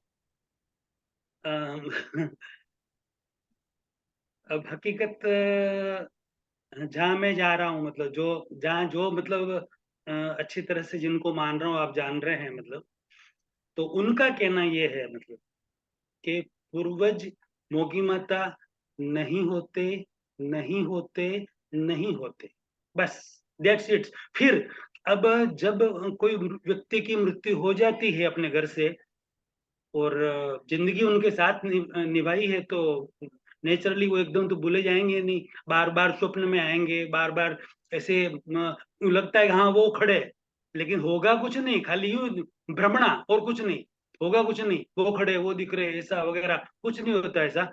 लेकिन वो साल 2 साल, मेरे खुद के पिताजी 5 साल तक से वो आते रहे, स्वप्न में आते, अभी भी आते रहते हैं, 12-13 साल हो गए उनको। तो क्या मतलब, वैसा कुछ नहीं है। अब जो पिता है माता है तो वो तो याद आते रहते हैं, तो स्वप्न भी आ जाते हैं कभी कभी, कोई दिक्कत नहीं उसमें। उनका जन्म दूसरी जगह हो चुका है, अब उनसे अपने को कोई कनेक्शन नहीं हो सकता उनका किसी भी तरह का। और यदि वो देवलोक में गए हैं और उनका कोई कनेक्शन है अपने साथ, द्वेष का या राग का, यदि राग का कनेक्शन है, तो एक छोटा सा किस्सा बता दूं आपको, वैसा कनेक्शन होता है, रियल कनेक्शन, रियल बात बताता हूं मैं। और द्वेष का है तो भी एक छोटा किस्सा बताता हूँ, वैसा कनेक्शन होता है। तेरापंथ समाज की ही घटना है। एक बाई ने दीक्षा ली, दीक्षा लेके साध्वी बन गए, फिर वो साध्वियों के प्रमुखा बन गए, पूरे गण के प्रमुख होते ना, साध्वियों के हम्म। प्रमुखा बन गए। साध्वी बनने के बाद उनके पास रात को कोई एक बार, पहली बार देव आए, और देव ने आके बोला कि अ, जो नाम पहले था उनका वो बोला, लेकिन वो तो नहीं समझ पाए। फिर देव ने तो सारी बात उनको डिटेल में समझाई और उनको कुछ ज्ञान दिया, तब जाके उनको समझ में आया कि जो देव है वो और मैं, हम दोनों महाविद्य क्षेत्र में पति पत्नी थे, और इतना प्यार था दोनों के अंदर, अपार राग था पति पत्नी के अंदर, अपार राग जिसको कहते हैं, मतलब उस राग के कारण वो दोनों वापस मिले यहाँ पर भरत क्षेत्र में। और वो वहां से, पति तो गए देवलोक में, और पत्नी आई यहाँ पर भरत क्षेत्र में, साध्वी बनी। और वो एक दिन रात को आए और आके बोले कि हम दोनों पति पत्नी थे, मुझे आपसे बहुत प्यार प्रेम था, इसलिए मैं आपसे मिलने आया हूँ, और मैं आपको खुशी के समाचार देने आया हूँ कि मैं, आप साध्वी बन गए हैं। मैं महाविद्य क्षेत्र से भगवान सिमंदर स्वामी की वाणी सुन के आ रहा हूँ अभी, और वो वाणी मैं आपको सुनाना चाहता हूँ। तो वो वाणी सुनाई पूरी, जो उन्होंने भगवान से सुन के आए थे वो, और बोला कि यदि आप सुनना चाहो तो मैं आपको दिल्ली आके सुनाना चाहता हूँ। क्यों? साथी ने बोला, इससे बड़ी बात क्या हो सकती है, भगवान की वाणी कोई देव आके सुनाए, इससे बड़ी बात और क्या हो सकती है। तो इसका लिंक कई महीनों बरसों तक चला, और जो वो सुनाते थे वो लिख लेते थे। वो पुस्तक 99% आज भी तेरापंथ संप्रदाय के अंदर लाडनू में होगी, वो बुक लिखी हुई आज भी। यानी कि ये राग वाली घटना है। अब एक द्वेष वाली घटना भी बता दूं मैं आपको, रियल घटना, ये थोड़े पहले हो चुकी है। द्वेष वाली घटना तो अभी 15-20 साल पहले की बात है। अभी हुई है, वो भी तेरा पंथ के अंदर ही हुई। किरण ऐसा नाम था एक लड़की का, लाडनू साइड के कोई रहने वाले थे वहां पर। तो कोई एक देव उस लड़की के पीछे, मतलब 15-20 साल की लड़की होगी, मतलब किरण ऐसा नाम था उसका, उसके पीछे लग गया कोई देव, कि बोले कि भाई तेरा और मेरा संबंध है पूर्व का, तू मेरे साथ चल। तो बोले कि मैं ऐसे तेरे साथ कैसे चलूं, मैं मेरा घर छोड़ के, तू तेरा के घर बार छोड़ के मेरे साथ चल और मेरे साथ ही रह, ऐसा तो कैसे हो सकता है। नहीं मानी वो। फिर ये सारी बात घर पे बताई, घर पे बताकर फिर उन्होंने जितना जो करना है सब किया, भी करते हैं माता पिता, उसके लिए बच्चे के लिए जो भी करना है करते रहते, सब किया। फिर आचार्य श्री तक, आचार्य महाप्रज्ञ जी और आचार्य तुलसी थे उस समय, तो उन तक बात पहुंची सारी कि ये सब ऐसी ऐसी बातें हो रही है। तो उन्होंने भी जितने प्रयोग करने थे वो सारे प्रयोग किए, तो भी उन्होंने, उस देव ने नहीं छोड़ा। फिर आपको पता हो तो साध्वी पन्ना जी एक बहुत बड़े तपस्वी थे, पन्ना जी करके एक नाम था साध्वी जी का, उनका चातुर्मास था केलवा के अंदर। तो फिर आचार्य महाप्रज्ञ जी ने या तुलसी जी ने आदेश दिया कि आप इस लड़की को केलवा में आचार्य पन्ना जी के पास लेके जाओ। वो बहुत बड़े तपस्वी थे, मतलब उनके पास लेके गए, तो वहां पर उनको रखा, काफी उसको समझाया, उस जो देव थे उनके साथ, कि क्यों तू हैरान कर रहा है, छोड़ दे, ये कर दे, वो कर दे। अभी 15-20 साल पहले की बात है, काफी 25 साल हुए होंगे लगभग। काफी समझाया, काफी समझ, नहीं छोड़ने को तैयार, नहीं मैं इसको तो लेके ही जाऊंगा साथ में। सामने बैठा है देव, वो उनको मार साहब को दिख रहा है, उस लड़के को दिख रहा है, मार साहब के साथ एक और क्या नाम था उनका, साध्वी जी का, उनको दिख रहा है। वो साध्वी जी, पन्ना जी महाराज साहब तो देवलोक हो गए, लेकिन उनके साथ जो महाराज साहब थे वो अभी भी है, आज भी है ही है। उनको दिख रहा था वो देव, छोड़ने को तैयार नहीं। फिर कभी नहीं छोड़ेगा, कि ठीक है। तो उसने बोला कि चलो, कि नहीं छोड़ेगा तो अब मैं ऐसा, ऐसे ही मेरे को, ये तो ये मेरे को मार देगा ले जाकर कहीं भी, इसके बनस्पत में साध्वी क्यों ना बन जाऊं। तो आचार्य श्री का ऑर्डर लेके साध्वी बन गई वो, किरण ऐसा, साध्वी किरण ऐसा बन हो गई, साध्वी बन के वहां पर पन्ना जी के साथ ही रही। और फिर देखा कि धार्मिक, ये धर्म की प्रेरणा से, अब शायद धर्म के प्रभाव से ये मुझे छोड़ के चला जाए, तो भी नहीं छोड़ा, साध्वी बन गई तो भी नहीं छोड़ा। और कि अब नहीं छोड़े तो अब क्या करूं मैं, और हैरान परेशान करना, चल रहे हैं तो ऊपर से खून का पानी डाल देना, हड्डियां फेंक देना उसके ऊपर, ऐसा कर देना, वैसा दिख रहा है, स्पष्ट दिख रहा है, इतना हैरान परेशान करना। और गलत गलत बोलना, गलत गलत गालियां देना, ये करना वो करना, सब बहुत बहुत परेशान किया। फिर इतनी परेशान वो हो गई कि उस लड़के ने सोचा कि बस अब मैं, मतलब साध्वी जी ने सोचा कि अब मुझे संथारा ले लेना है। संथारा लिया, 53 या 54 दिन का संथारा आया उनको।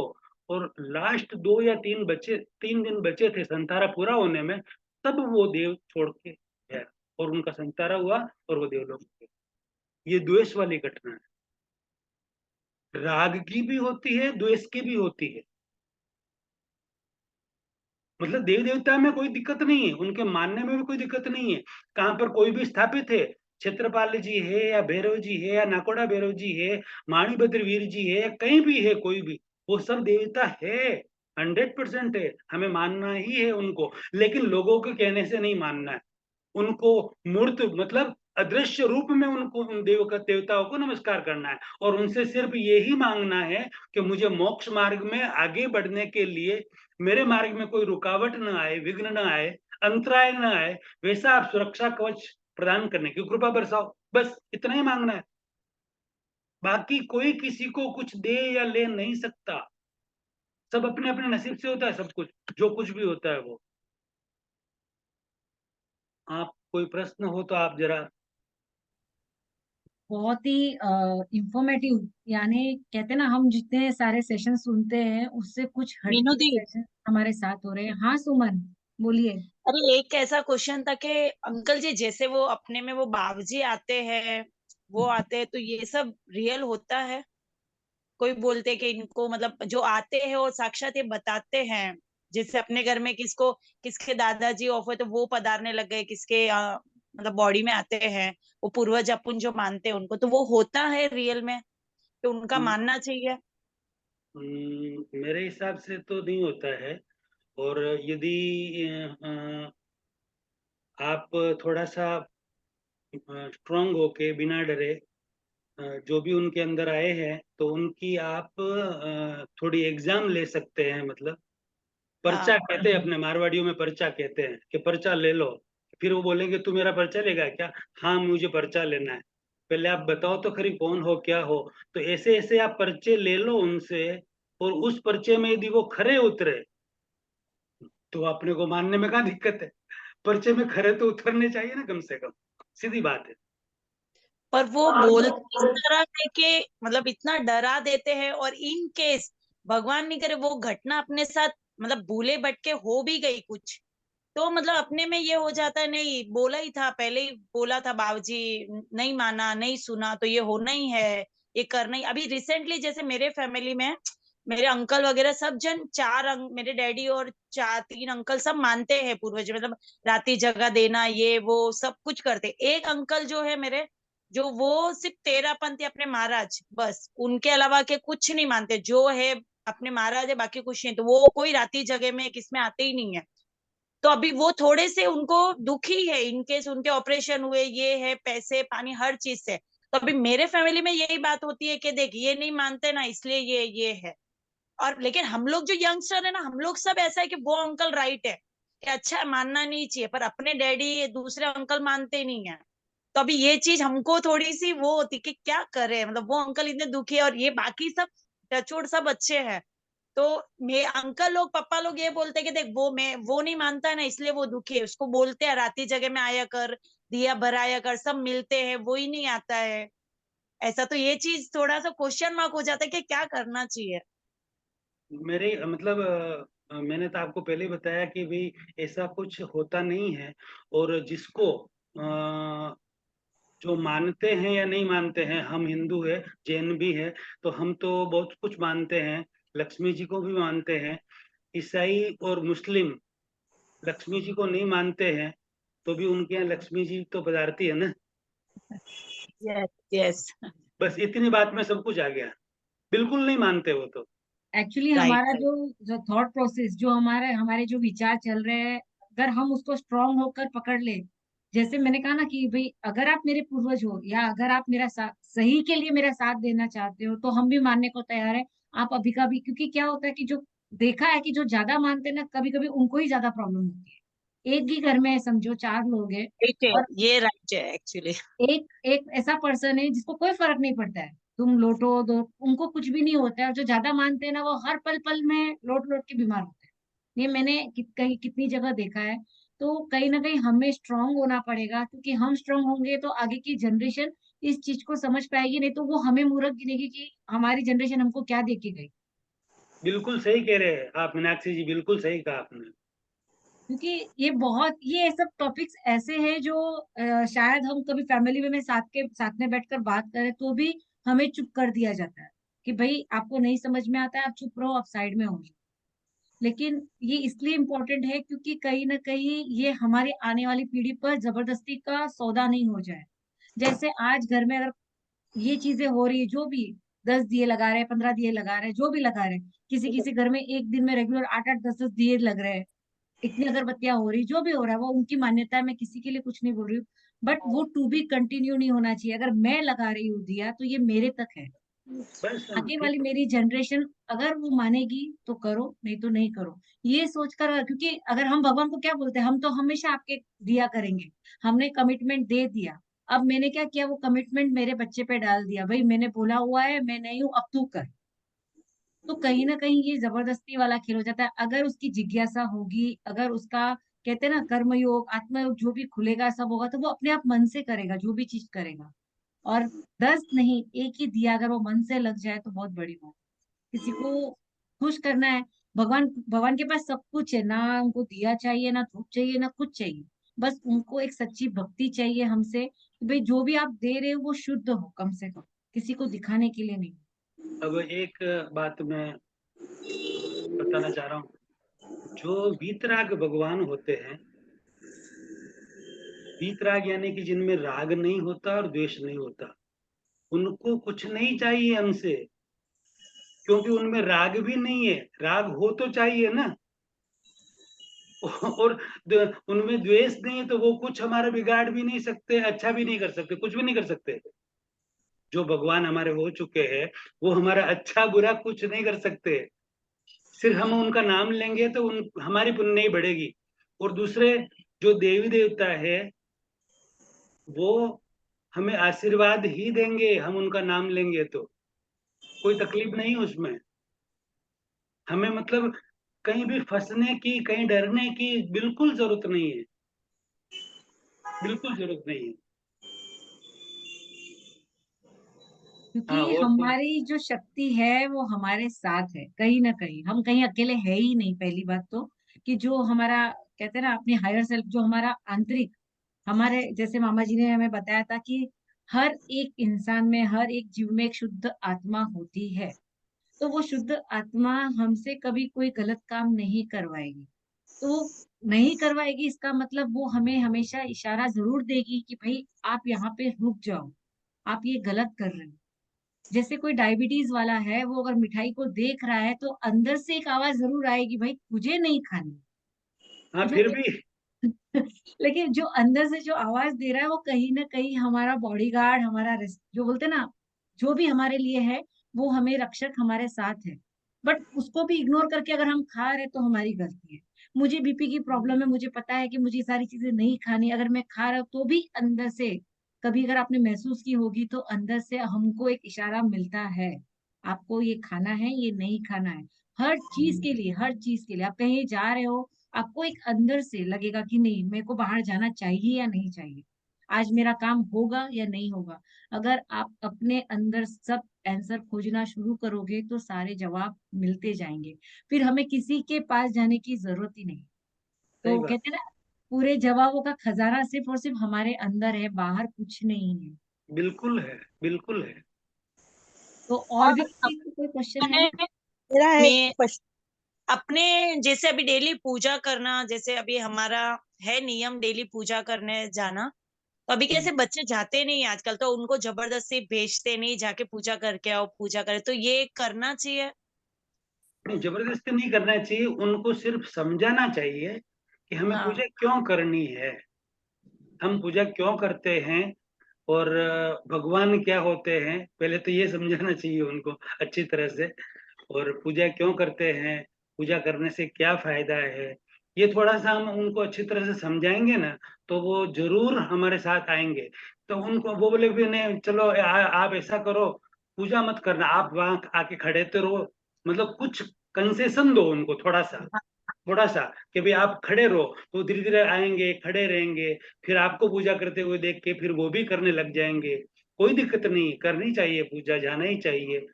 और अपने दिल से भाव पूजा, द्रव्य पूजा जो भी करते हैं सब करना चाहिए, कोई तकलीफ नहीं है। धीरे धीरे समझाओ उनको, समझाओ कि पूजा क्यों करनी है। हाँ शिल्पा जी, आपका क्या सवाल था? मेरा क्वेश्चन ये था कि महाराष्ट्र रहते ना, उनमें कैसे जैसे जैसे कोई गुजर गया है तो 12 दिन के बाद वो पूजा रखते हैं, उसमें वो आत्मा आती है और वो सब बराबर बताती है। ये मेरे 2 बार ऐसा सेम हुआ है और वो सच ही हुआ है। मेरे अंकल, सगे अंकल, मेरे पापा के सगे भाई है ना, उनके यहाँ एक काम पे आदमी था, तो वो अचानक से मर गया, उसको हार्ट अटैक आया था। तो रात को जब दुकान का सब जो गल्ला था वो पैसा लेके घर पे गया था और रात को उसको अटैक आया। तो जब भी 12 दिन के बाद उसे बताया, जैसे बताया ये शर्ट के खींचे में इतने पैसे, वैसे उतने ही सेम पैसे निकले। तो वो कैसे होता है? अब और मेरे हाँ पिताजी भी बोलिए। थे, वो भी ऐसे आंख में, और उन्होंने बताया ये ऐसा है वैसा, सेम ऐसा ही हुआ।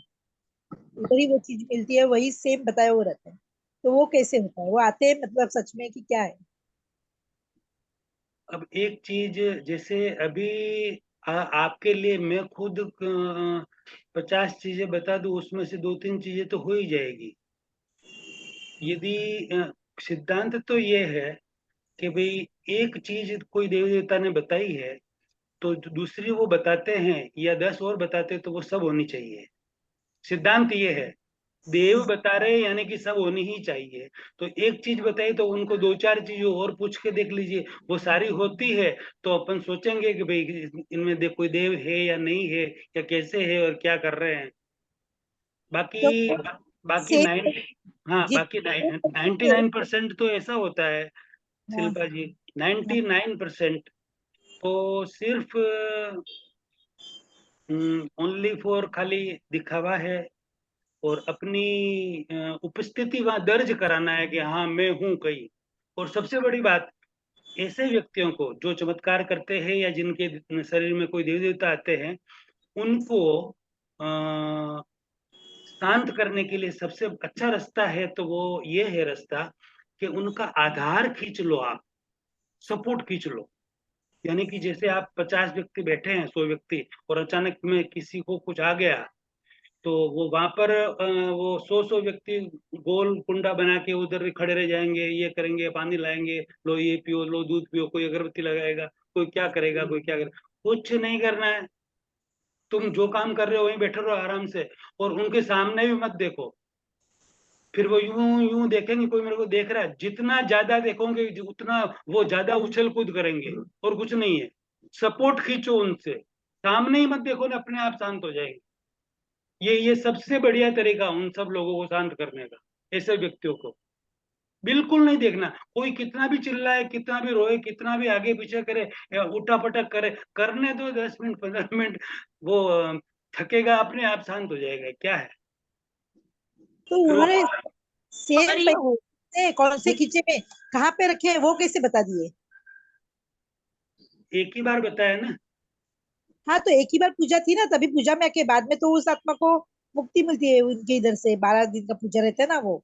हाँ हाँ हाँ हाँ। तभी उन्होंने तो जैसे ही मैं कपाट को इस बाजू में वो जो कलर का शर्ट था कौन सी खींचे में कहाँ पे कितने रुपए सेम सेम टू सेम मिले। अब सुनिए, फिर तो उनको मुक्ति मिल गई। 20,000 ऐसा। हाँ, आपके हिसाब से फिर तो उनको मुक्ति मिल गई ना। वो तो उनको पता, पूजा के दिन बोले ऐसा मैं बोल रही हूँ। नहीं नहीं, मैं एक अर्ज कर रहा हूँ आपसे कि पूजा के दिन ऐसा बोले फिर उनको मुक्ति मिल गई, फिर उनसे तो अपना कोई लेना देना रहे ही नहीं। हाँ, बस तो फिर भूल जाने का। कोई एक इंसिडेंस हो गया है ऐसा, भूल जाने का कुछ नहीं है ऐसा। और बहुत सारे चीजों के पीछे मुझे तो रियल में सब कुछ पता है, अमुक चीजों का मैं पब्लिकली इतना खुल के नहीं बताना चाहता, मतलब। लेकिन ट्रिक होती है बहुत सारी, उससे सब कुछ पता चल सकता है। बस इतनी बात में बहुत कुछ जिसके आ गया, जिसके बहुत शरीर में कुछ। आए उनको भी अब हम बड़ों से पहचानते हैं, उन पे विश्वास है। मेरे चाचा के ही शरीर में आए थे तो वो तो झूठ बोलने के नहीं वाली। उनको पता भी नहीं था, वो गए उधर थे ही नहीं दुकान में, तो उनको कैसे पता कितना पैसे थे और क्या थे। अब बताऊं, एक्चुअल यदि कोई देव हो ना, देव नहीं, तो आपको पैसे की, वो मेरे चाचा के दुकान में थे, काम थे। नहीं नहीं, देव नहीं तो मतलब कोई एक्चुअली आत्मा। मामा जी वो बोल रहे हैं कि इनके जो एक स्टाफ था अंकल का, वो अचानक उनकी डेथ हो गई। और वो जो महाराष्ट्रन फैमिली में जो भी उनके रीति रिवाज होते हैं, तो वो 12वें दिन ऐसे बोलते हैं कि वो आत्मा वापस आती है थोड़ी देर के लिए, और जो कुछ बताना है वो बता की जाती है। तो उसमें उन्होंने ये बताया था कि जो एक दिन पहले पैसे जो अंकल को उनको देने थे या उनके पास थे, वो उन्होंने पूरी प्लेसमेंट बराबर बताई अंकल के शरीर में आके, कि इस ड्रेस के इस जेब में पैसे पड़े हुए हैं। ये उनका कहने का मतलब यही है ना, बराबर है ना शिल्पा जी? हाँ, यही है। तो ऐसा एक कोइंसिडेंस उनके, वो भी बोल रहे हैं कि अगर हम कहें कि चमत्कार नहीं है तो ये क्या था, क्वेश्चन मार्क। हाँ, राइट राइट। इसके पीछे एक बहुत बड़ा रीजन है। मैं अभी पब्लिकली नहीं खोलना चाहता। कभी एक्चुअली हम आप लोग जल्दी सब, जैसे जैसे हमारे सेशंस बढ़ रहे हैं, लोगों के बहुत सारे जिज्ञासाएं भी बढ़ रही है, तो हम एक कोशिश करेंगे कि हम 1 to 1 सामने सामने हम मीट करें, सब सामने मिले, क्योंकि कुछ ऐसी चीजें होती है जो हम उसको पब्लिकली शेयर नहीं कर सकते। तो मैं शिल्पा जी, जब भी हमारा अभी मीट प्लान करेंगे तब आप जरूर आना और सारे डाउट जरूर क्लियर करना। मीनू, मैं कुछ बोलूं इन पे, इस पे हाँ, जो ये बोले। बोलिए बोलिए। मैंने एक सीरीज देखी थी, आत्मा की यात्रा। उसमें मतलब वो एक बुक है कि पता नहीं क्या, मैंने यूट्यूब पे देखा था। उसमें उन्होंने जो होस्ट थे ना, उन्होंने ऐसे बताया था, वो बहुत अच्छी सीरीज थी, मरने के बाद क्या होता है। एक आत्मा की यात्रा के ऊपर उन्होंने सीरीज बनाई थी। उसमें उन्होंने बोला कि जब कोई व्यक्ति की मौत हो जाती है, तो वो 14 दिन तक उसकी आत्मा अर्थ पे रहती है, फिर वो सूक्ष्म शरीर हो जाता है, तो वो मतलब उसकी एक अलग दुनिया हो जाती है, वो वहां पे चली जाती है बॉडी, आत्मा। तो 14 दिन तक वो यहीं पे रहती है। अगर 14 दिन के अंदर वो व्हाइट लाइट में चली गई तो वो चली जाती है। अगर वो उसको नहीं पता है जाना, वो मतलब रह गई, तो फिर वो यहीं पे आत्मा जैसे भटकती रहती है ना, वो यहीं पे भटकते रहते हैं। तो इतना मुझे उससे याद आया अभी कि 14 दिन तक रहती है, तो मे बी वो 12वें दिन आके उन्होंने बोला हो। नहीं नहीं, उसमें हकीकत बात तो ये है कि 14 दिन की आप बात कर रहे हो। चौदह हाँ सेकंड 14 सेकंड नहीं, 14 सेकंड, 1 सेकंड भी नहीं। 1 सेकंड का 1 करोड़वा भाग हो ना, उतने टाइम भी आत्मा इधर उधर रह नहीं सकती शरीर के बिना।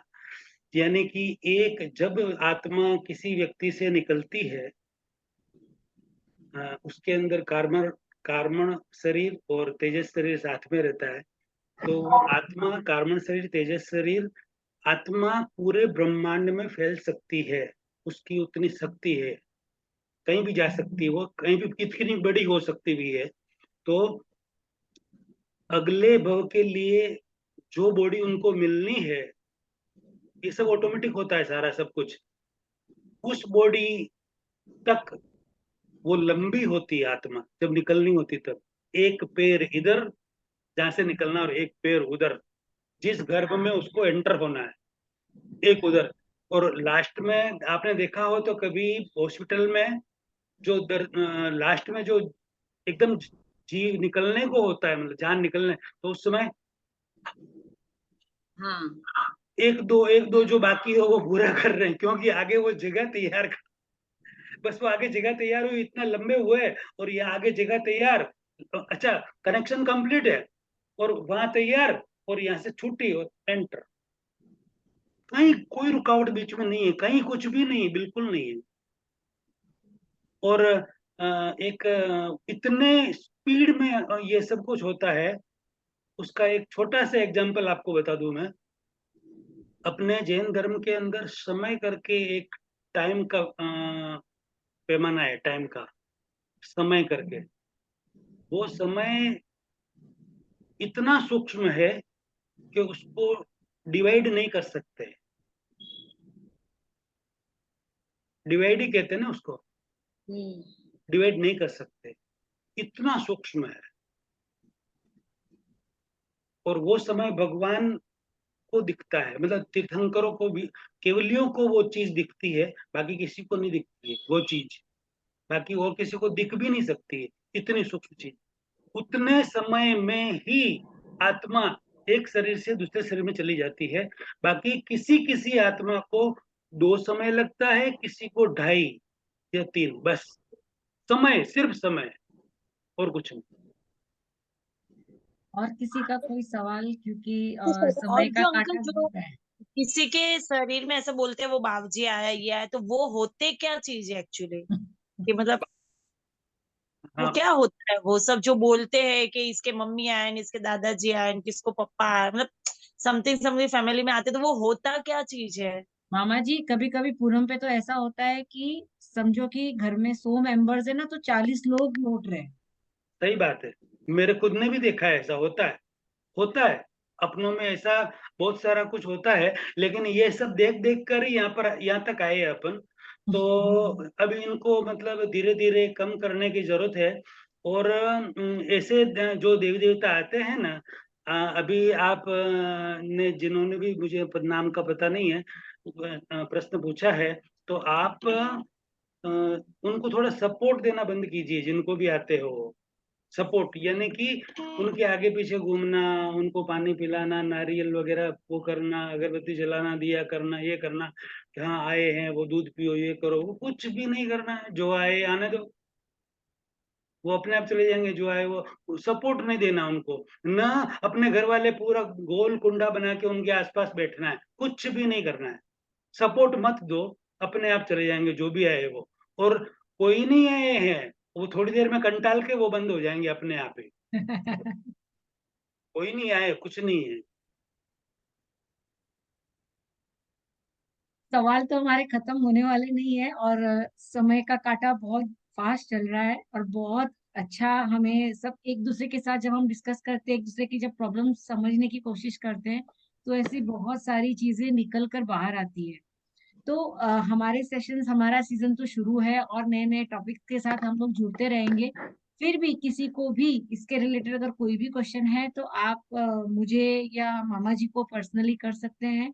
और जब हम नेक्स्ट कभी प्लान करेंगे, जब हम सब मिलना, कुछ जवाब होगा जो हम साथ में एक दूसरे के साथ सामने सामने बैठकर डिस्कस करेंगे। तो कोई भी डाउट नहीं रखे। जैसे मामा जी ने कहा कि आप उन्हें ध्यान मत दीजिए, यानी आप जिस पे फोकस करोगे वो चीज बढ़ेगी। तो अगर आपको उस चीज को नहीं बढ़ाना है तो वहां से फोकस हटाना होगा। अगर हम परमात्मा में विलीन होना चाहते हैं, हम परमात्मा बनना चाहते हैं, तो हमारा फोकस वहां पर होना चाहिए। ये सारी साइड की चीजों को हमें भी साइड में रखना है। तो क्या होता है ना, हम सोचते हैं कि इसे छोड़ दे, इसे छोड़ दे, इसे छोड़ दे। जब ये सोचते हैं तो हम ज्यादा कनेक्टेड रहते हैं। इससे अच्छा नई चीजों को अपनाना शुरू करो, नया ज्ञान लेना शुरू करो, नई जगह जाना शुरू करो। वो चीजें अपने आप हटती जाएगी। ऐसा मेरा मानना है कि नई चीजें अगर चाहिए हमें हमारी लाइफ में, पुरानी चीजों को छोड़ो मत, नई चीजें को लाना शुरू करो, पुरानी अपने आप छूटती अपने जाए। आप चली जाएगी। बराबर तो बराबर ये है। एक सबसे इजी वे जो मैंने समझा है, चाहे वो कोई आपका सर्कल हो जहाँ पे ऐसी वाइब्स मिल रही है, वो ग्रुप छोड़ दो। जहाँ पे ऐसे अगर हम रेस्टोरेंट जा रहे हैं, वहां पे अच्छा नहीं मिलता, हम कैसे खाना उस रेस्टोरेंट में जाना छोड़ देते हैं। जैसे जहाँ पे लोगों का ये डिस्कशन हो रहा है जिससे हमें लग रहा है कि नहीं ये बराबर नहीं है, वहां पे बैठना छोड़ दो। सिंपल है। तो जैसे जैसे आप चीजें छोड़ना शुरू करोगे, नया लेना शुरू करोगे, चीजें अपने आप बन जाएगी। अगर ये मिशन शुरू हुआ है तो कहीं ना कहीं इसका रंग जरूर लगेगा। कहते हैं ना, बीज लगा दिया है हमने, तो इसका फल तो सबको मिलना ही मिलना है आगे। तो हमारी ये कोशिश है और आप सब लोगों का सपोर्ट इसे और आगे लेकर जाएगा। तो थैंक यू सो मच जो भी मेंबर्स यहाँ पे जुड़े हुए, जिन्होंने सवाल किए, अपने डाउट्स क्लियर किए, और मामा जी जो आपने सबके जवाब दिए। कहते हैं ना, जिज्ञासा सबकी है बट कहाँ जाए। तो ये जो हमने शुरुआत की है, इसके साथ हम और आगे बढ़ सकते हैं। तो आज के लिए इतना ही। Thank you so much. Thank you एक मामा लास्ट जी। थैंक हाँ यू। Thank you. थैंक हाँ यू। मामा जी। लास्ट मतलब कि ऐसा कोई अभी जो आज प्रश्न हुए, ऐसा कोई प्रश्न नहीं है जिसका जवाब अपने पास नहीं है। लेकिन पब्लिकली मैं जवाब नहीं देना चाहता, दोबारा रिपीट कर रहा हूँ। पर्सनली आप कभी भी पूछेंगे तो 100% उसका आपको संतोष हो वैसा जवाब है, मिलेगा, 100% मिलेगा, इतना श्योरिटी है। इसीलिए आप कनेक्टेड रहिए, जुड़े रहिए, क्योंकि आगे हम सीजन में, जैसे अभी हम वापस से आपको आगे के सेशन की अपडेट्स मिल जाएगी, क्या टॉपिक्स आने वाले हैं। क्योंकि कहते हैं ना, जैसे अभी चमत्कार तो ये तो बहुत सुना हुआ है, बट ये सारी चीजें जो हमने नहीं जानी, नहीं समझी, ऐसे बहुत सारे टॉपिक्स जो हमारे आसपास है, लेकिन हम सिर्फ उसको टच करके साइड में हो जाते हैं, उसके बारे में उसको डीपली जानने की कोशिश नहीं करते। और हमने स्व से मिलन, यानी अगर हमें आपसे मिलना है तो हमें अपने आसपास की जगह, हमारे अंदर अंतर्मुखी होकर उस जगह को क्लीन करना है।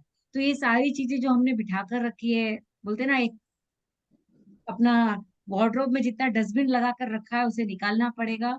अगर खुद से मिलना है तो ये सारे डस्टबिन में डालो और नई चीजों खोलो और आगे बढ़ो। तो बहुत बहुत कहते हैं ना, ये सेकंड जो हमारा टॉपिक था ये बहुत जोरदार था। मुझे लगा कि आज हम लोग को थोड़ी देर में सब हो जाएगा, बट समय कम पड़ गया है, ऐसी हालत हो गई है। और डिस्कशन चालू है तो ये बहुत अच्छी बात है। आगे के टॉपिक के साथ हम जल्दी मिलेंगे। ठीक है। तो thank you again, thank you so much. जय हिंद सबको।